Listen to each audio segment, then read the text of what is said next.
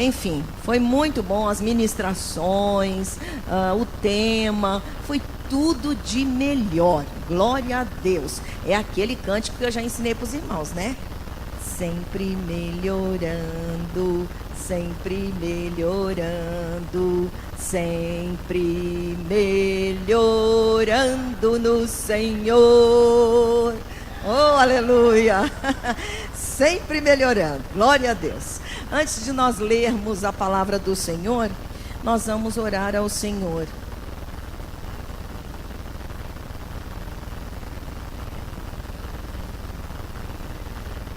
Glória a Deus. Vamos orar e em seguida vamos entrar na palavra e você já vai ter a oportunidade de estar encontrando o texto. Pai Celestial, muito obrigada no nome de Jesus por estarmos na casa do Senhor. E por podermos, Senhor, voltar a este lugar, templo onde nós invocamos o Teu nome, juntos como igreja, cultuamos a Ti. Obrigado, Senhor, louvado seja o Teu nome por tão grande bênção que o Senhor nos dá. Nós oramos, Pai, pedindo que o Teu Espírito continue a falar conosco, e especialmente agora, através da ministração da Tua palavra. Nós queremos aprender com o Senhor, nós queremos aprender de Ti, da Tua palavra, queremos crescer espiritualmente, queremos ser libertos, Deus, queremos ser mais abençoados, porque através da caminhada nossa, daquilo que caminhamos para Ti, da evolução que fazemos nesta caminhada, é que nós vamos experimentando cada vez mais as Tuas bênçãos, e nós desejamos que assim seja, Deus, esta noite. Amado Espírito Santo, vem nos visitar, vem falar conosco. Eis-me aqui, Senhor, usa-me a mim conforme a Tua vontade. Faze de mim Teu instrumento para abençoar estes irmãos, e que a Tua palavra, Senhor, possa cumprir o propósito que o Senhor já determinou para ela, neste culto, em cada coração. Nós oramos em nome de Jesus. Amém e amém. Amém, amados. Abra sua Bíblia em João, Evangelho de João, o capítulo 8, versículo 32 e 36. Esses dois textos são muito conhecidos. E abra também em Isaías 42, versículo 1, 6 e 7. Primeiro João, amém? Evangelho de João, capítulo 8, versículo 32.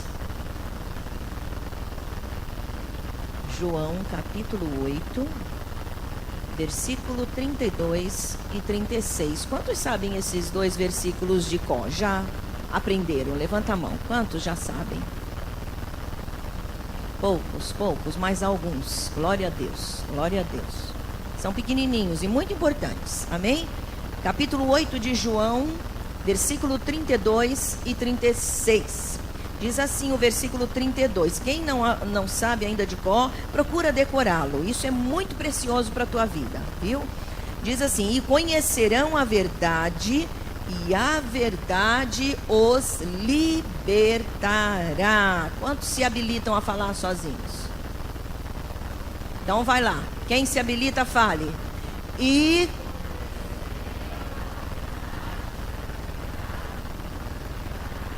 aleluia. Agora vamos lá para o 36. Portanto, se o Filho os libertar, vocês de fato serão livres. Esse é um pouquinho maior, mas também faz par com esse 32. Amém? E é muito importante. Quem gostaria de falar sozinho, até na versão que você já aprendeu? Se, pois, o Filho... amém? Vamos falar todos juntos? Se, pois, o Filho vos libertar, verdadeiramente sereis livres. Aleluia. É importante a gente decorar a palavra de Deus, principalmente nestes textos que são preciosos para nos ajudar na caminhada cristã. Isaías 42. Abra sua Bíblia aí em Isaías, capítulo 42. Nós vamos ler o versículo 1, o 6 e o 7.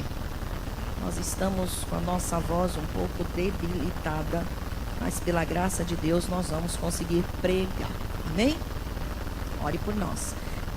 Capítulo 1 de Isaías 40, versículo 1 de Isaías 42. Todos já acharam? Amém?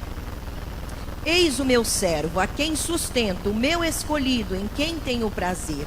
Porei nele o meu espírito, e ele trará justiça às nações. Versículo 6. Eu, o Senhor, o chamei para a justiça. Segurarei firme a sua mão.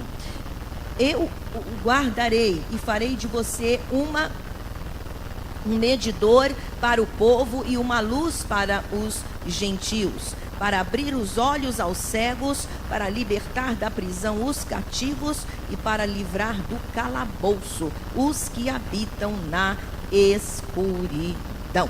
Amém, amados? Eu estava falando com os irmãos sobre libertos no profundo e de verdade. Amém?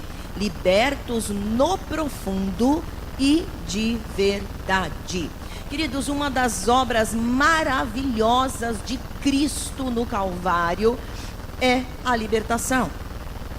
Essa é uma das obras maravilhosas. Na realidade, a libertação, ela faz parte da salvação que Cristo conquistou para nós no Calvário. Assim como a salvação está disponível a nós, a libertação também está disponível a todos nós. Inclusive, a própria definição de salvação é esta: livramento de perigo. Amém?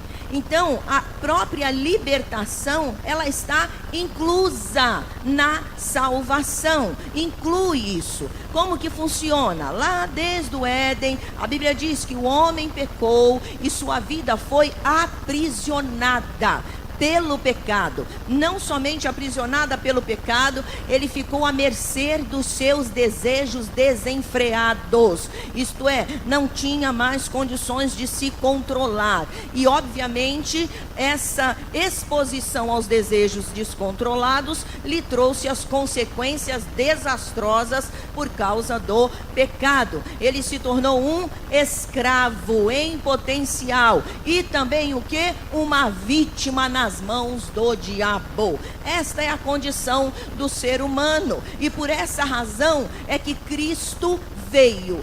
Deus preparou, providenciou a nossa libertação em Jesus Cristo. Ele veio exatamente para nos libertar de forma completa, total, e nos tornar livres dessas cadeias, livres dessa escravidão que o pecado trouxe. Pecado este começado lá no Éden, quando Adão pecou e toda a raça humana também acabou recebendo essa mesma condição de pecado. No livro de Isaías que nós lemos agora, fala exatamente do que ele veio, né? Por que ele veio, ou a que ele veio. Cristo veio para quê? Para abrir os olhos aos cegos, libertar da prisão os cativos e livrar do calabouço os que habitam na escuridão. Amém? Então, Jesus Cristo liberta mesmo. Diga, Cristo liberta mesmo. Aleluia. Jesus liberta mesmo o homem de toda a escravidão. Ele liberta mesmo, ele não enrola não, ele liberta.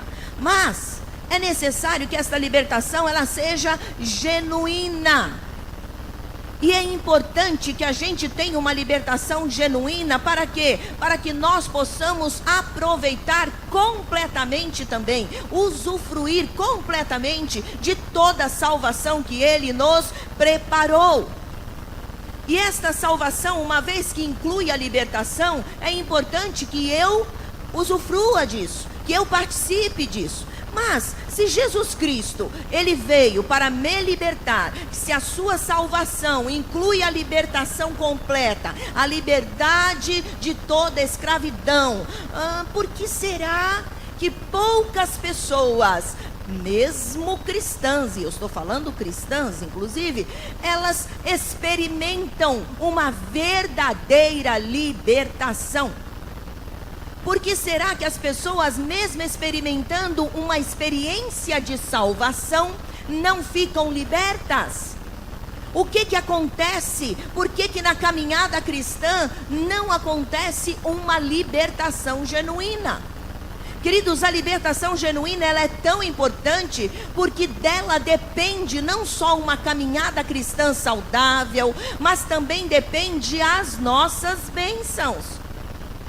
Depende também um viver farto, um viver abençoado. Então é importante que eu me preocupe se eu estou de verdade liberta. Se a libertação conquistada por Cristo no pacote da salvação, se ela de verdade está na minha vida, se eu estou usufruindo disso de forma total. E se não estou, como eu disse, isso é um fato, né? Que a libertação não é experimentada por todas as pessoas cristãs. Poucas delas experimentam uma libertação genuína. O que está de errado então? Por que as pessoas, mesmo conhecendo o Evangelho, recebendo a Cristo como Senhor e Salvador da vida delas, por que elas não conseguem ser libertas? Por que elas não experimentam essa libertação? Uma libertação plena. Quando eu digo libertação, eu estou me referindo a áreas da nossa vida em cadeias. Tipo libertação financeira, libertação emocional, libertação de vícios, libertação de problemas até mesmo mentais, na saúde. Por que será que não há esta plena libertação? É sobre isso que eu quero falar com os irmãos. Como realmente ser liberto de verdade e no profundo. Diga: Deus, pelo seu Santo Espírito, vai mexer comigo hoje. Amém, aleluia. A primeira coisa, como realmente ser liberto de verdade no profundo: deseje ardentemente sua libertação. Lá no livro de Mateus, olha o que diz lá Mateus, no capítulo 9, versículo 20 e 21. Esses dois versículos eu vou estar lendo para a gente ganhar tempo, amém? Mateus 9, versículo 20 e 21 diz: nisso uma mulher que havia 12 anos vinha sofrendo de hemorragia, chegou por trás dele e tocou na borda do seu manto, pois dizia a si mesma: se eu tão somente tocar em seu manto, ficarei curada. Nós temos um outro episódio de cura aqui, que é em João. Guarda esse aí da mulher de 12 anos. Agora vamos para João. Evangelho de João, capítulo 5, versículo de 5 a 9. Diz assim: um dos que estavam ali era paralítico, fazia 38 anos. Esse ali era no tanque de Betesda. Quando o viu deitado, esse o viu seria Jesus, o viu, e soube que ele vivia naquele estado durante tanto tempo, Jesus lhe perguntou: você quer ser curado? Disse o paralítico: Senhor, não tenho ninguém que me ajude a entrar no tanque quando a água é agitada. Enquanto estou tentando entrar, outro chega antes de mim. Então Jesus lhe disse: levante-se, pegue a sua cama e ande. Imediatamente o homem ficou curado, pegou a maca e começou a andar. Isso aconteceu num sábado. Queridos, o primeiro requisito para que eu e você possamos ser libertos plenamente é desejarmos a nossa libertação. Esses dois exemplos que nós escolhemos aqui pela palavra de Deus é o seguinte: esses exemplos, eles demonstram extremo desejo de ser liberto. A mulher do fluxo de sangue ou da hemorragia, a Bíblia diz que ela tinha simplesmente 12 anos, já faziam 12 anos que aquela mulher sofria com aquela situação. Mas ela ouviu falar que um tal de Jesus, o Nazareno, que vinha curando por todos os lugares por onde ele passava, que ele operava milagres, que esse Jesus estava passando pela cidade dela. Mas que depressa ela desejou ardentemente ser curada, a ponto do quê? De superar todos os obstáculos, se arrastar, porque hemorragia, se hoje hemorragia já é um negócio seríssimo, né? Principalmente no que diz respeito à mulher, fica muito complicado se locomover. Depois, essa questão, para a época em que ela vivia, era uma questão considerada social. Isto é, ela estava numa condição de imunda perante a sociedade. Então, e além do mais, ela ia tocar num homem. Outro problema complicado naquela época. Uma mulher se aproximar de um homem e tocar num homem. Mas a Bíblia relata que ela se arrastou, ela venceu todos esses obstáculos, porque muito, diga muito, porque muito ela desejava ser curada. Meus irmãos, quando desejamos muito, ardentemente a nossa libertação, nós vamos em busca dela. Diga amém, vai acontecer comigo. Nós vamos em busca dela. Aquela mulher, mesmo com todos os empecilhos, com todas as dificuldades, os obstáculos, ela venceu tudo isso porque ela muito desejava ser curada. Ela foi e venceu tudo isso. E a Bíblia diz que ela tocou em Cristo e ela foi curada. O segundo exemplo que nós temos é deste paralítico. E o tempo para ele foi maior. A Bíblia diz que havia simplesmente 38 anos. Que aquele homem vinha àquele tanque. Aquele tanque, chamado tanque de Betesda, era um local onde se falava, né? Se propagava essa fama, e tinha uma fama de que em determinada época, um anjo, um horário lá, sabe-se Deus qual, um anjo vinha e agitava a água. Se um dos enfermos caísse naquela água agitada pelo anjo exatamente naquele horário, aquela pessoa seria curada. A Bíblia não diz se alguém tinha sido curado antes. Acredito que aquilo era apenas uma crendice, porque não se fala de nenhuma outra pessoa curada. Mas aquele homem era um dos que criam nesta fama, nesta propagação. E o que aconteceu? Ele ficou ali por 38 anos esperando para ser curado. Uma pessoa que vai a um lugar, mesmo sabendo que, ouviu falar que há cura, mas você por 38 anos vai até aquele local, uma coisa é certa. Por mais que não fosse verdade, ele desejava ardentemente ser curado. Porque ele estava ali mais um ano. Que a Bíblia registra 38 anos. Então ele desejava muito. Ele não arredava o pé dali. Ouviu falar que ali tinha cura, vou ficar ali. Tanto é que tinham tantos outros enfermos ali na beirada do tanque. E Jesus deu atenção somente para ele. Jesus perguntou aos seus discípulos sobre a condição dele e falaram para ele há 38 anos. Ele está nessa condição e ele vem aqui. Ele desejava ardentemente ser liberto da sua paralisia. E a Bíblia diz que esse desejo ardente lhe fez conquistar a vitória, a cura, a libertação. Meu irmão, o teu desejo de ser liberto vai culminar na tua libertação. A bênção do Senhor vai te alcançar, sim. E você vai poder experimentar a libertação genuína. Mas é necessário que haja desejo, vontade de ser liberto. E quando eu falo isso, eu como pastora e o pastor também, eu tenho plena certeza que compartilha da mesma opinião que eu.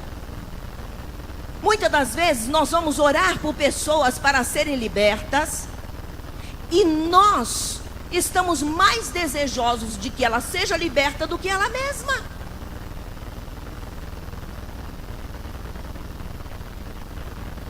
Há casos que nós vamos orar por pessoas, por situações extremamente difíceis, situações de profunda amarração satânica, de profundo prejuízo e destruição das trevas naquela vida. E às vezes nós começamos a orar com toda a contrição, porque é assim que fazemos sempre. Não brincamos com pessoas e muito menos com o poder que Deus nos dá.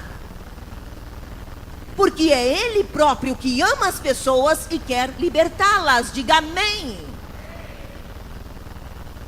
Às vezes nós presenciamos tais atitudes que nos deixam assim, ó.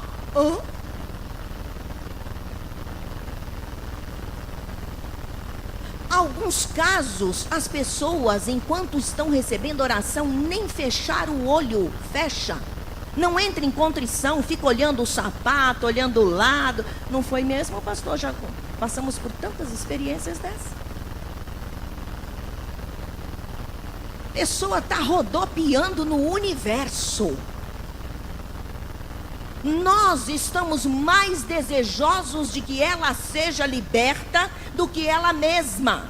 Então, meu irmão, pega essa para você. Você que me ouve, leva isso para você. Se você não desejar ardentemente a tua libertação, você nunca poderá vivê-la. É necessário que você entenda isto, que você deseje isto, e pare de justificar. Eu sou mesmo assim, você sempre assim, Gabriela, tá amarrado. Sabe assim, meu irmão, minha irmã? Você precisa desejar tua libertação. Doutra feita, não tem mão poderosa que vai orar na tua cabeça e vai te libertar. É necessário o desejo, mesmo quando a pessoa não é cristã. Muitas pessoas não cristãs são curadas, libertas, e outras não. Por que será? Porque Deus faz predileção. Não. A cura e a libertação, ou melhor, toda a salvação e no pacote, tudo que vem com ela, é para todos que creem. E quando nós desejamos, nós somos abençoados. Diga, eu desejo a minha libertação. Queridos, a segunda coisa, como realmente ser liberto de verdade e no profundo. Revele todo envolvimento com o pecado. Agora diga assim, eita, agora pegou. Salmo 32. Nós vamos ler alguns versículos aí. Salmo de número 32.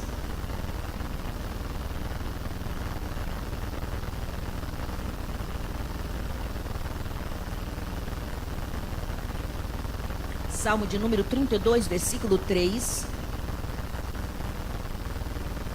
e versículo 5. Diz assim: enquanto eu mantinha escondidos os meus pecados, o meu corpo definhava de tanto gemer. Versículo 5.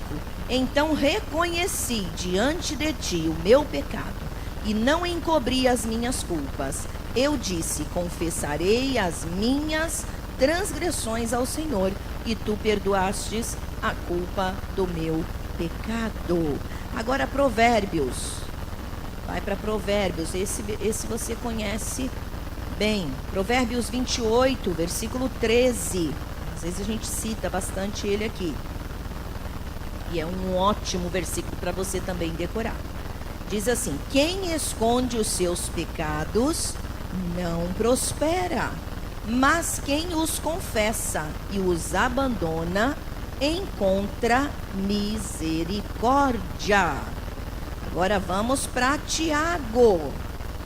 Tiago fica lá no finalzinho da Bíblia. Acha o livro de Hebreus, que é maior, e depois, logo depois de Hebreus, vem Tiago.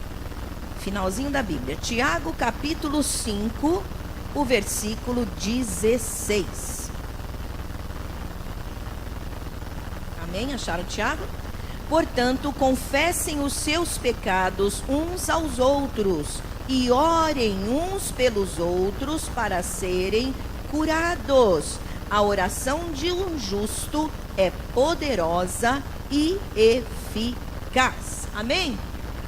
Meus irmãos, como realmente podemos ser de verdade e profundamente libertos? A primeira coisa, a gente já viu que a gente precisa desejar. A segunda coisa é aprender a não esconder pecados. Aprender a revelar todo o envolvimento com o pecado. Meus irmãos, muitas das vezes eu acredito que revelação e pecado, eles andam muito distantes. É Brasil e Japão. Infelizmente. Porque revelação e pecado deveriam estar de mãos dadas.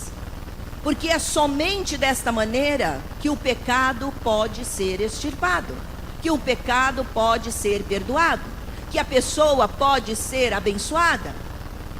A palavra de Deus tem um princípio, um ensinamento maravilhoso. Exatamente, ela fala sobre a libertação das cadeias do pecado, e ela coloca um precioso item para esta libertação. Chama-se confissão. Vira para o teu irmão e diga: você precisa aprender a confessar teus pecados.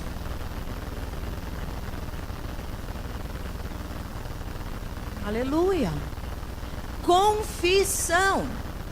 Por quê? Porque na revelação do pecado há libertação. Nesta revelação está o segredo. O segredo para sermos libertos. E o que isso explica? Explica da seguinte maneira: pecado é trevas. Toda vez que eu peco, as trevas cobrem a minha vida. Pecado é trevas, escuridão. Quando revelamos o pecado, as trevas são dissipadas, a luz de Cristo entra. Mas quando eu escondo, as trevas me cobrem. E as trevas, elas habilitam, atraem, permitem a ação daquele que é chamado de o príncipe da onde? Das trevas. Por isso, amados irmãos, se desejamos de verdade libertação na nossa vida, é necessário que entendamos que precisamos revelar todo envolvimento com o pecado. E Satanás, ele é maldito. Ele começa dizendo, ele primeiro te dá o maior das coragens para pecar.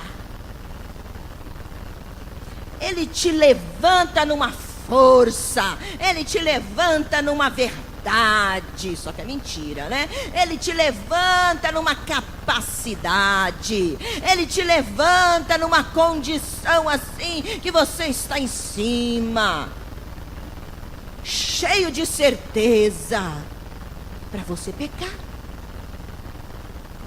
Depois que ele te dá toda esta hipermaster coragem para pecar,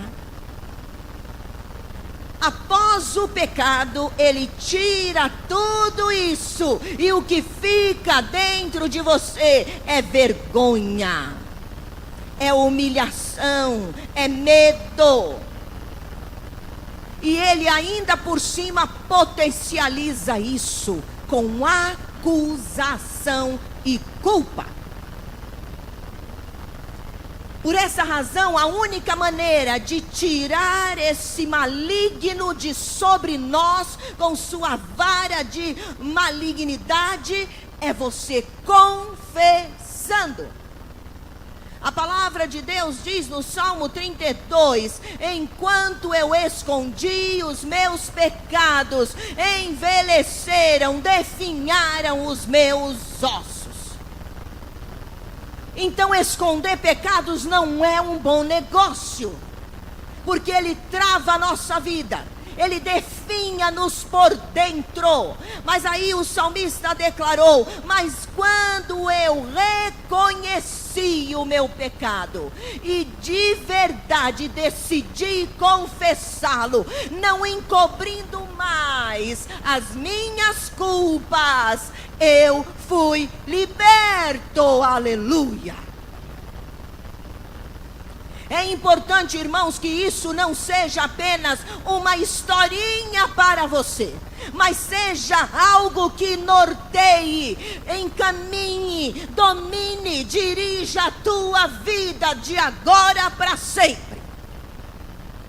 Porque é disto que dependerá a tua libertação em todas as áreas e, consequentemente, as tuas bênçãos. Porque, amados, na maioria das vezes, para não dizer em todas elas, a falta das bênçãos, as amarrações das bênçãos estão em cima de pecados.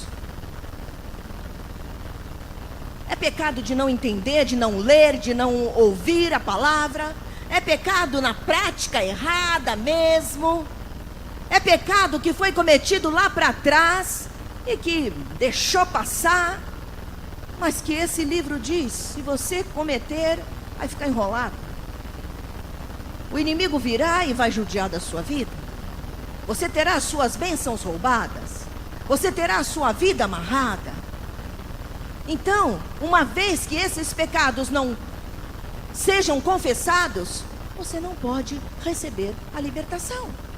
E o Senhor está dizendo para mim e para você: quando eu confesso e deixo, eu alcanço misericórdia. Outro detalhe importante: o livro de Tiago, a palavra diz que eu devo confessar os meus pecados para um irmão. Você vai falar: misericórdia, pastora, todo mundo vai ficar sabendo da minha vida pregressa. A Bíblia diz: confessai as vossas culpas uns aos outros e orai uns pelos outros para serdes curados, sarados.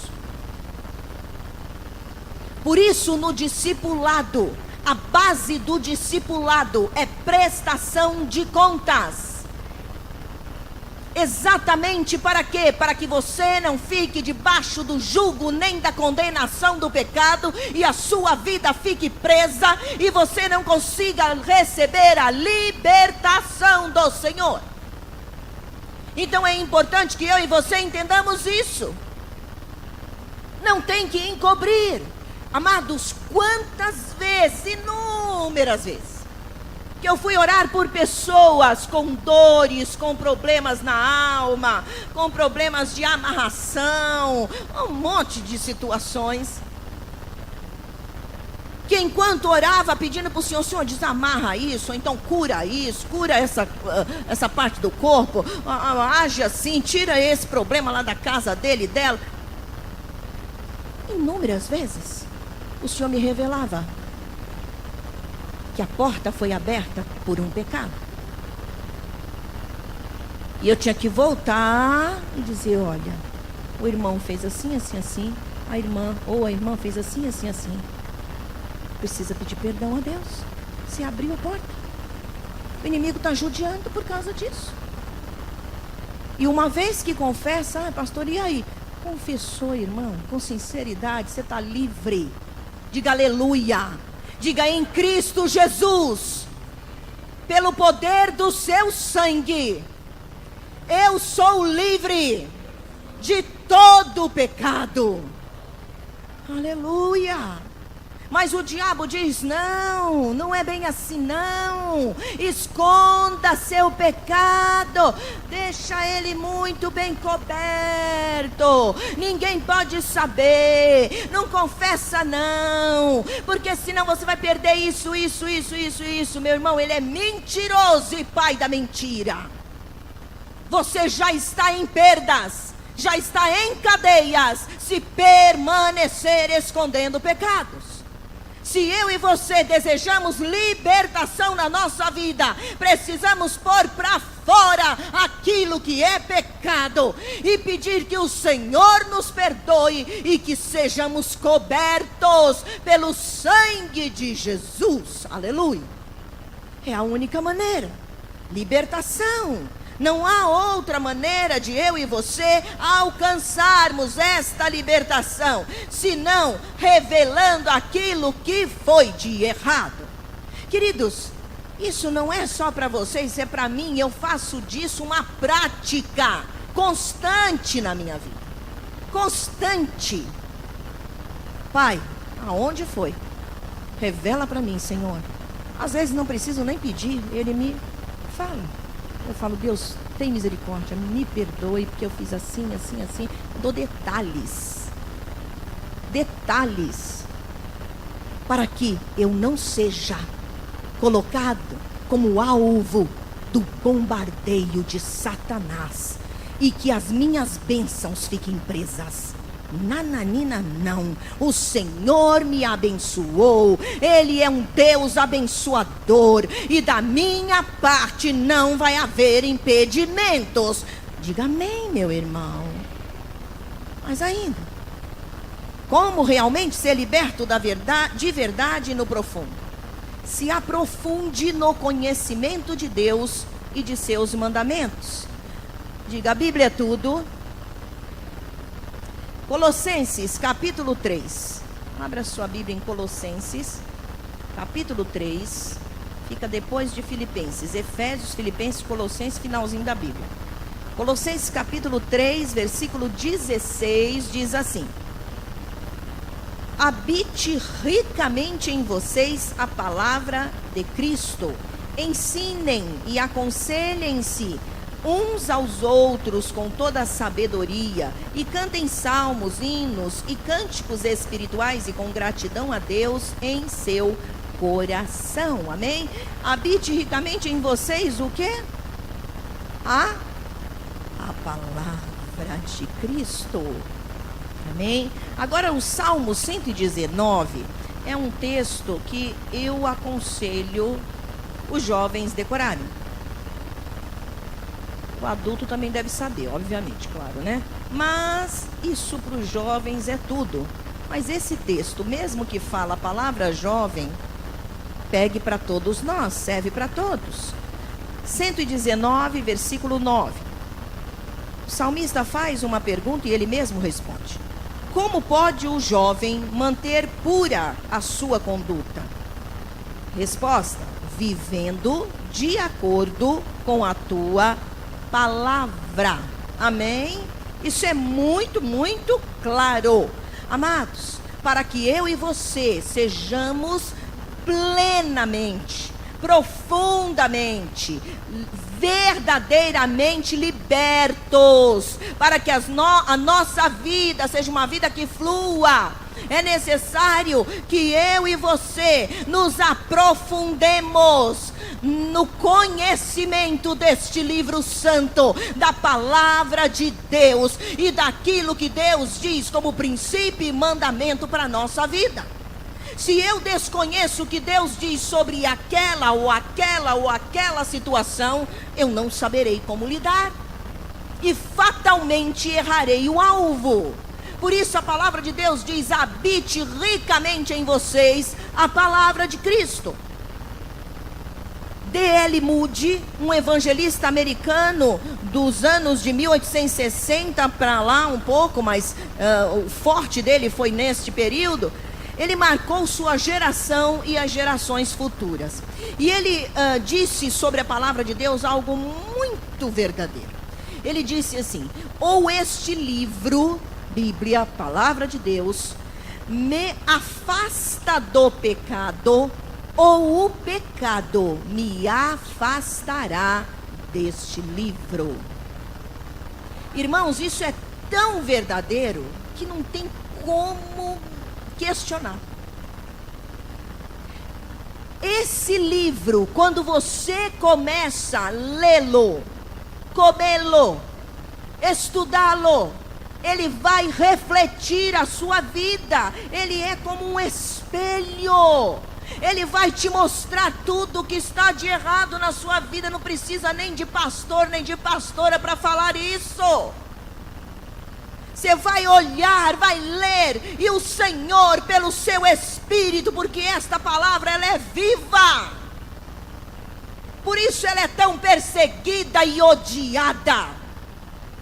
Mas não importa, ela nas folhas, ou ela no tablet, ou ela no notebook, ou ela na minha boca, ou ela na minha mente ou no coração, ela tem o mesmo poder, aleluia.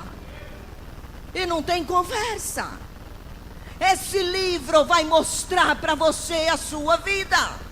Ele vai te revelar o pecado, e ele vai afastar você do pecado.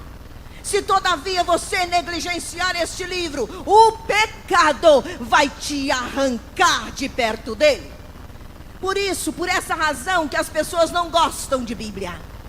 Elas não gostam da palavra de Deus. Teve um certo homem aí, de um certo grupo de minoria, barulhenta por sinal, que rasgou as páginas desse livro, tocou fogo, fez uma baboseira total. Por quê? Porque incomoda. Há um certo ator americano, e eu acho que ele também é músico, guitarrista parece, e acho que é isso, ele tem umas funções aí de celebridade.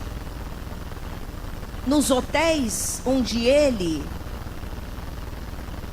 se hospedava, que havia o Novo Testamento, né, que existia a palavra de Deus lá em alguns hotéis na América, né, e na Inglaterra. Acho que hoje não existe mais isso, porque a coisa está preta pro lado de lá, mas eles tinham na cabeceira da cama, no criado mudo, uma Bíblia.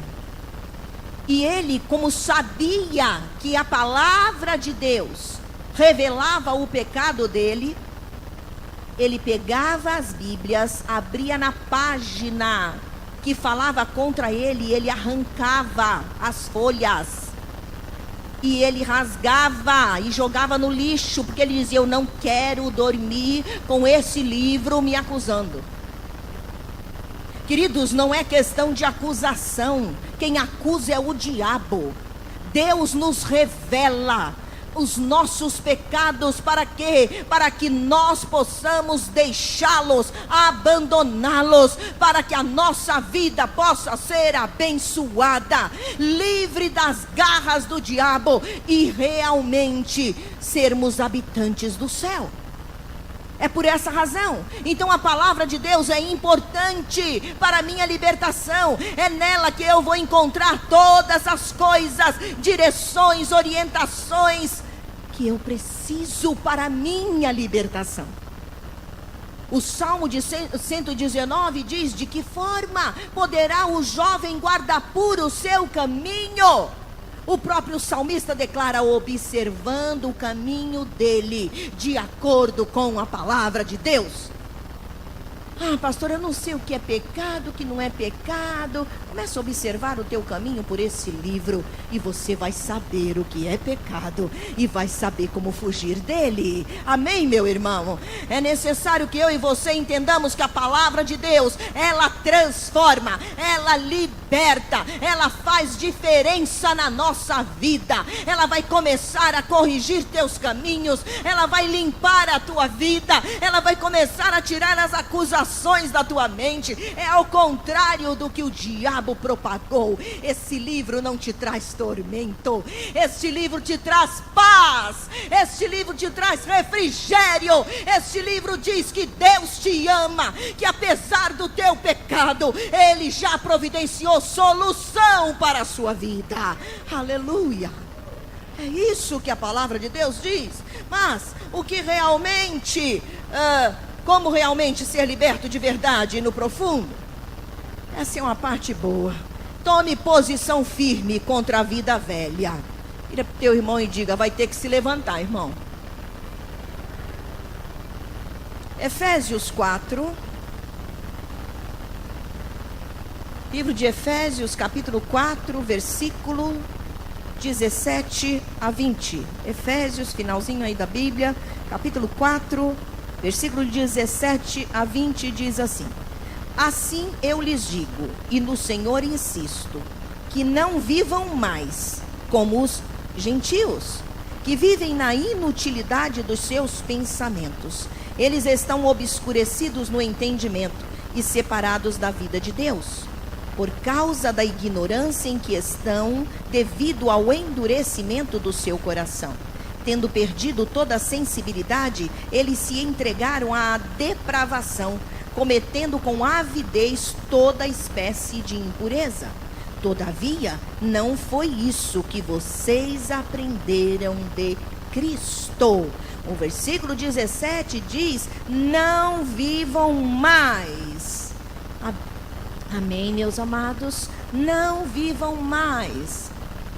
Qual é a outra atitude, minha e sua, para que eu e você possamos ser libertos de verdade profundamente? Tomar posição firme contra a vida velha. Uma das principais razões para uma pessoa não conseguir ser plenamente liberta é porque não consegue abandonar a sua vida velha. Essa é a principal de todas, essa é uma das principais razões. A pessoa quer viver para Cristo e viver para o mundo. Quer dar a mão para o Senhor Jesus e a mão para o diabo. Não dá. A libertação, queridos, eu não tenho dúvida nenhuma, de que o poder do Espírito Santo liberta qualquer encadeado, qualquer escravo do pecado, não importa o tamanho, a sujeira, o envolvimento. Fichinha. Para o sangue de Jesus não há pecado que ele não purifique e não liberte. Amém? O problema é que a própria pessoa precisa tomar posição. Ela precisa entender isso. Não dá para você caminhar com Cristo e caminhar com o mundo. Um pé na igreja, outro no mundo.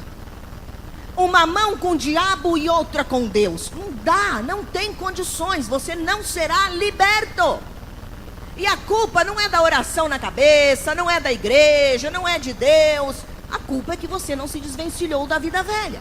Quando o apóstolo Paulo, aqui escrevendo aos crentes de Éfeso, ele diz: não vivam mais como aqueles que vivem dessa maneira e que você vivia também.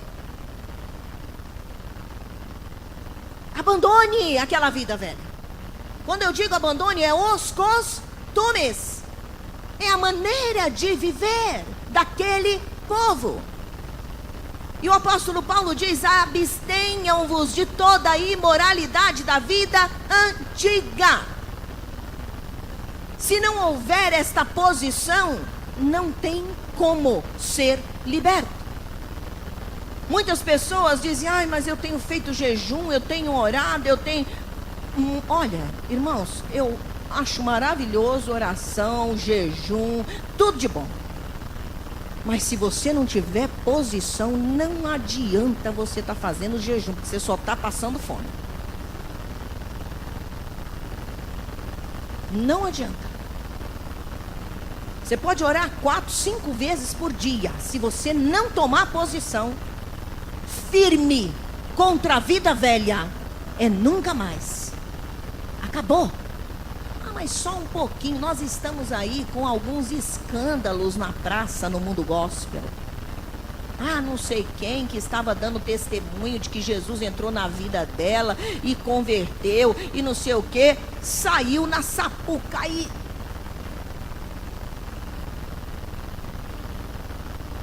Porque, nossa, mas ela não era. Eu fui por causa do meu marido.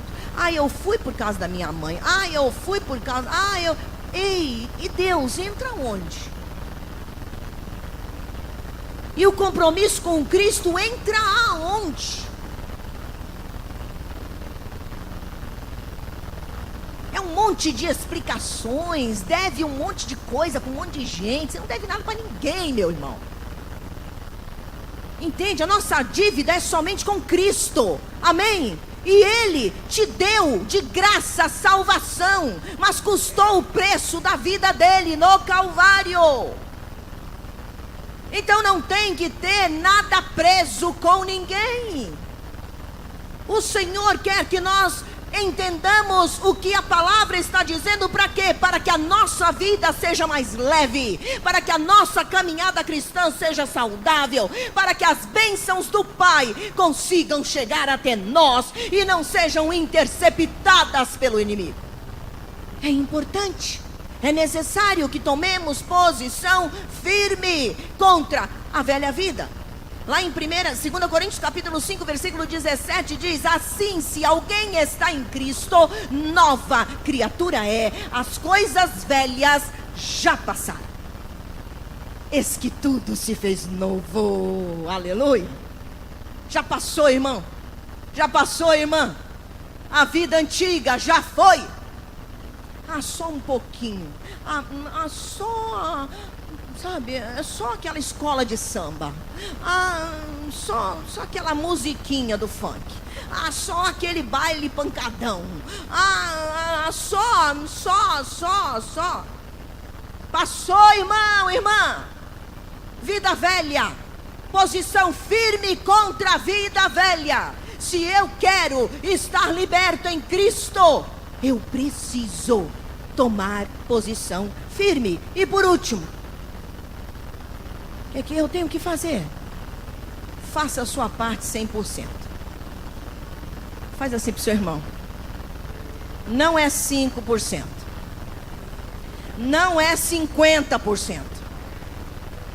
Agora abre as duas mãos. É 100%.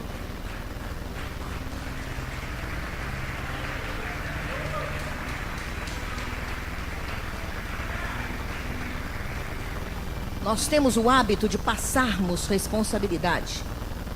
É o mesmo problema lá do Éden. Isso até hoje é vivido pela humanidade.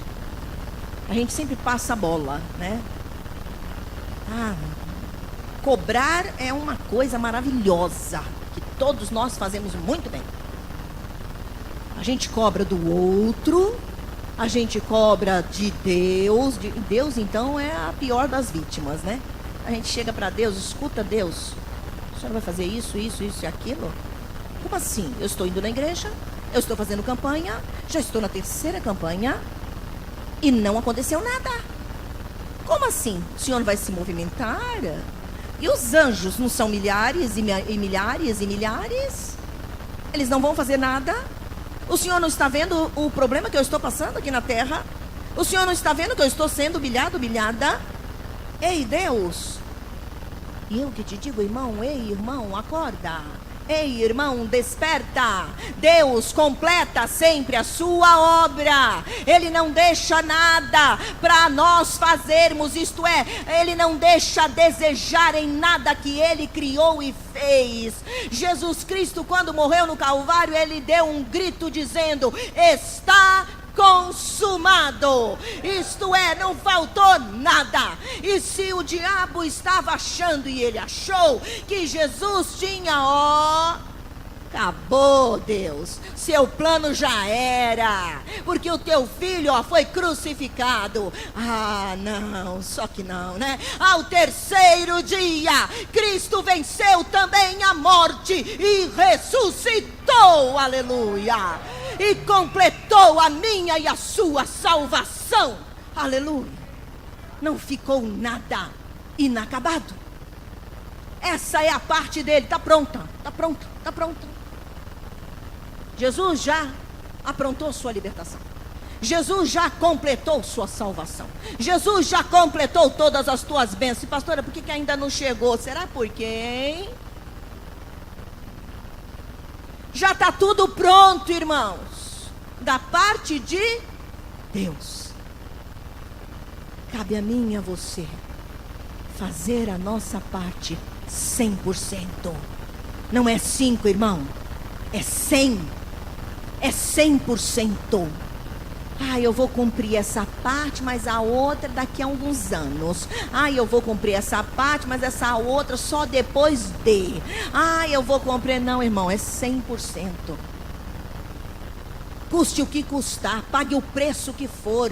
Disso depende a tua felicidade, a tua vitória, a tua bênção, a tua libertação, a tua vida abençoadíssima nesta terra, até o último dia, o teu prolongamento de vida na terra. E não é prolongando a vida com horror, não.